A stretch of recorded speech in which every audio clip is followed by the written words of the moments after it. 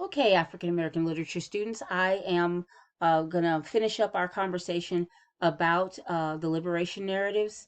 Um, and I just want to make sure that you were able to get all of the characteristics that you should be noticing. Again, that is by no means a comprehensive list of characteristics of liberation narratives, but those were some of the most common. And you will certainly see them play out in the 19th century narratives because again, they were focused on not only the laws that were being pushed at that point, but also the results of those laws and then the upcoming Civil War and Reconstruction that resulted from everything. Um, in particular, you guys have been assigned to read the narratives of Frederick Douglass and Harriet Jacobs. And so I wanted to talk to you about some of the things that happened in these two narratives to make them, um, to make you understand the relevance of them as pieces of the literature that will be focused on this semester. And so, first off, Frederick Douglass, he wrote his own version of his narrative, and then he revised and published it several times over. And so, yes, his narrative was not only a driver of his economic security and for that of his family. And if you know anything about Frederick Douglass, he had secured after a time some very good political ties. He had the ear and an audience in lots of political figures in the 19th century, and he was even influential in having conversations with other historical figures. And so you want to just recognize his relevance overall. But that all started truly because he was able to construct and control his own representation. And so that control of one's representation is important, right? We talk about it a lot in contemporary terms with artists who, want to present their own tales, right? Well, one of the more recent examples that I can think of this would be with Kenya Burris and with Blackish, right? He actually had a break with Disney, with ABC, because of their refusal to air a particular episode that he wanted to leave the same, and they wanted him to pull some themes out. And so that notion that an artist wants to maintain control of their work and maintain control of how they are represented, that is not a new argument at all. But again, we have examples of it throughout history. Okay, so Douglas very much wanted to represent himself because he knew that that self-representation meant control not only in how one sees you but also in your own autonomy. He was able to travel to Europe and to live there for a while and speak about the evils of slavery. He essentially on every level became the quintessential liberated man, right? He was educated, and that education was because of his own earnestness, his own desire and drive. He obviously was able to represent himself and others, and so on many levels, to tap the cliche, he was a credit to his race, right? I'm not suggesting to you that we should be seeing one person as a representation of all people, but if you were looking for the quintessential example of a formerly enslaved person who had made good. Douglas was it in the United States, okay? But having said all that, that doesn't mean that he didn't go through some things, okay? And so we need to talk about those. Primarily the abuse and lack that he was subjected to as an enslaved person. And so one of his earliest memories, as he depicted in his narrative, was that of his pregnant aunt being whipped while she was pregnant. Excuse me, yeah, being whipped. I already said she was pregnant, but being whipped. And the fact that the concern was not only punishment, but also preservation of property means that the people um, who administered her punishment then made certain concessions. And so to dig a hole to put her stomach in and to do all sorts of horrible things means that you are very aware of that this punishment, what it's going to do to a body, and not at all concerned about how that is going to impact, again, the people who witness it. We talked about that in an earlier video. So that for him was not only a trigger, um, an event that shaped who he was and his identity, but again, it shaped the choices that he made going forward. And so, we'll talk about that more in just a moment.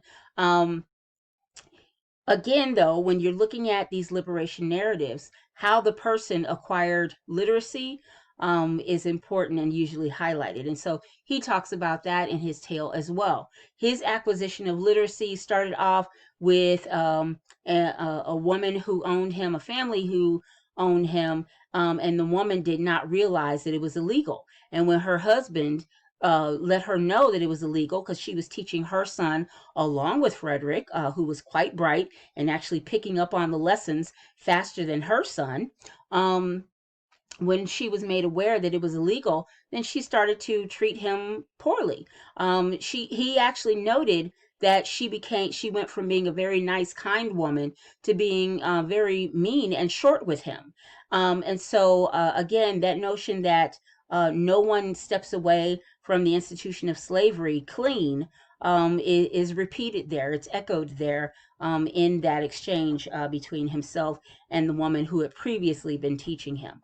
And so, of course, he, being a very bright, clever boy, figures out a way to continue with his lessons without her. And that includes relying upon the benefits of whiteness with the kids in his neighborhood, even though they were poor and didn't have bread, because he had access to bread because he was baking it and doing all that in the household.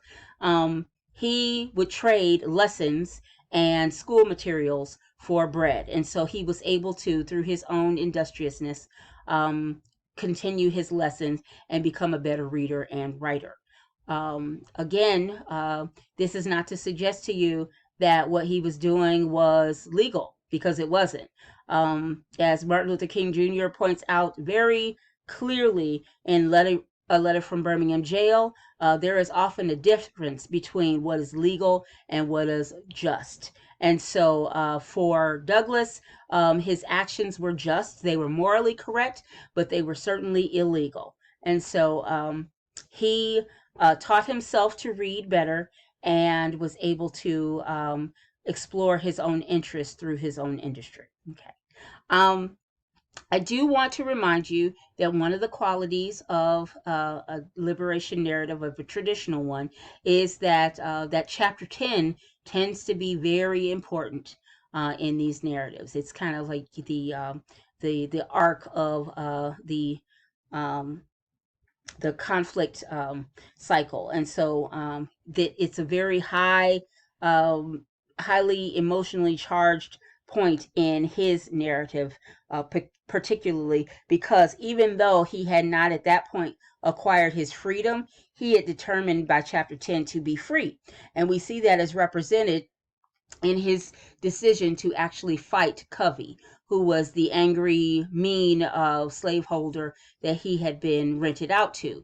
Covey liked to abuse the men who had been rented out to him, and Douglass determined, this dude is not going to hit me anymore.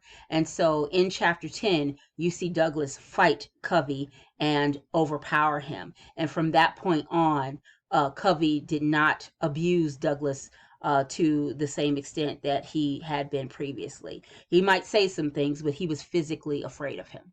And then, as his narrative progresses and we see how he actually becomes free and all these other things, you start to see some elements of his personality come out. But the one decision that he makes that is truly relevant is that when he chooses to take a wife, he makes sure that she's already a free woman, because he knows, according to the laws of the time, that any children who are born to an enslaved woman are maintained in that enslaved condition. And so children shall follow the condition of the mother. That is a quote from an actual piece of Virginian legislature. And so you want to recognize that the notion that children were born into slavery, it wasn't one that was natural to American slavery. It was one that had to evolve over time. So remember how I told you that we went in Equiano's narrative from a notion of British, Afro-British identity, where he could, prove himself to be worthy if he could go from a poor to a middle class or upper class condition. Well, that particular legislature and pieces of legislature like it throughout Maryland, throughout other states, basically put the kibosh on that notion that one could rise out of that condition.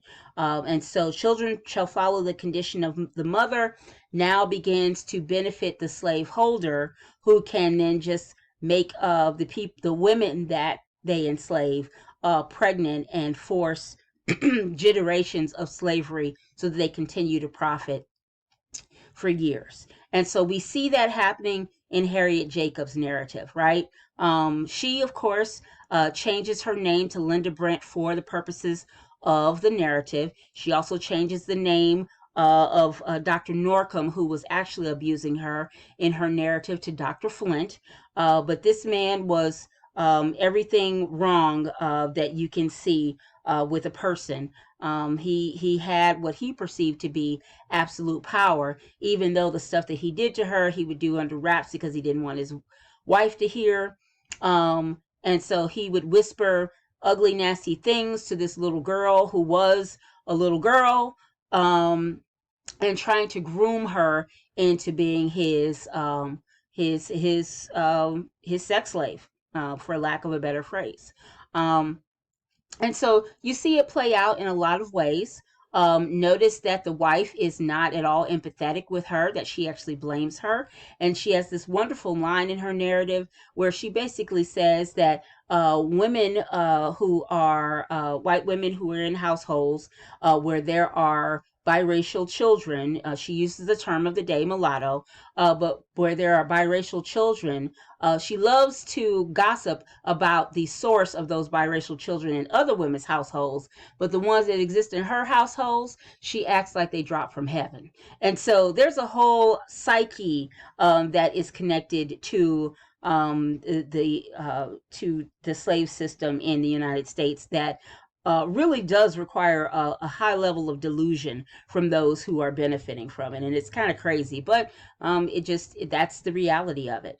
And so the wife's inability to empathize with Harriet connects with the notion of the cult of true womanhood.